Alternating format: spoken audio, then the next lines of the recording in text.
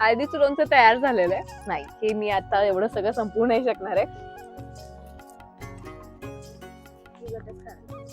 गड्डाच काढू काय हा?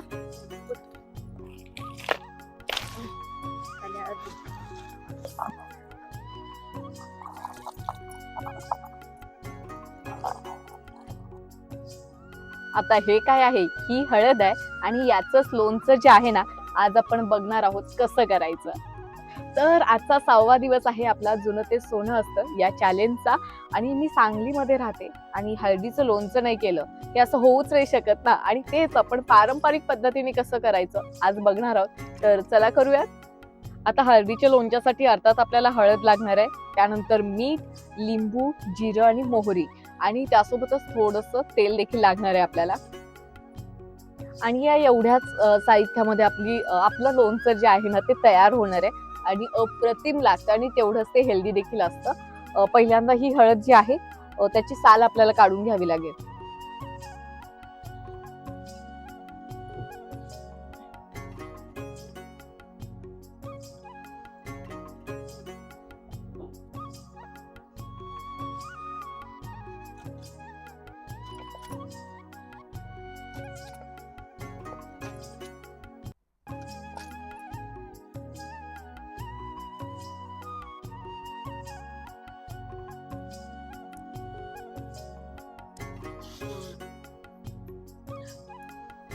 आता आपली हळद जी आहे ती त्याची साल काढून चिरून झालेली आहे आणि आपण भांड गरम करायला ठेवलं, त्यामध्ये आपण फोडणी टाकणार आहे आणि बस अगदी 5 मिनिटांमध्ये आपल्या हळदीचं लोणचं जे आहे ना ते तयार होणार आहे.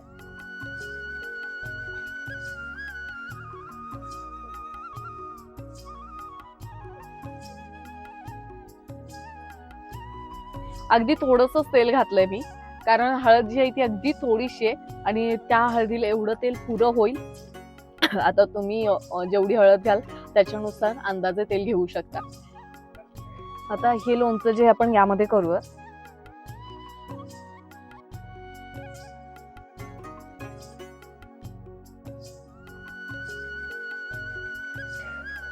यामध्ये चवीनुसार मीठ,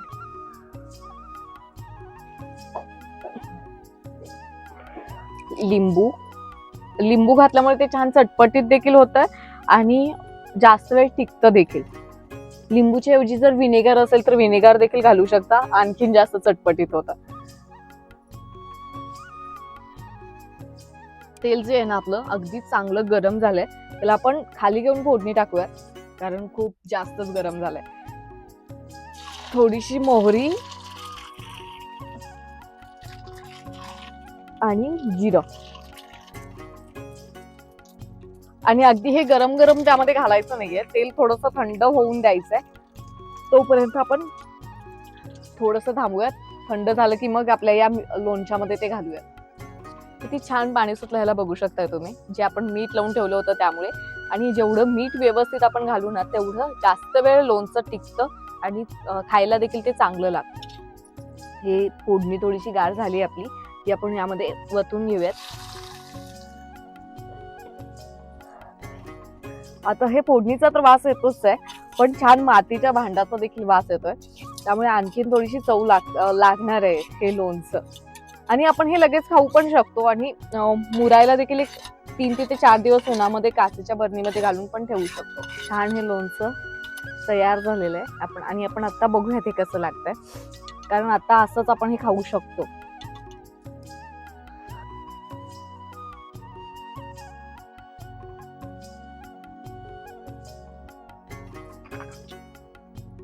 हळदीचं लोणचं तयार झालेलं आहे. आता तसं तर लोणचं जे आहे ना ते मुरल्यावर जास्त चांगलं लागतं, पण हळदीचं लोणचं तुम्ही लगेच खाऊ शकता, एवढं भारी लागतं ते. आणि भारी झालंय खरंच ते. आणि तुम्हाला हळद मिळाली ना तर नक्की ट्राय करून बघा, कशी वाटली रेसिपी कमेंट मध्ये कळवा.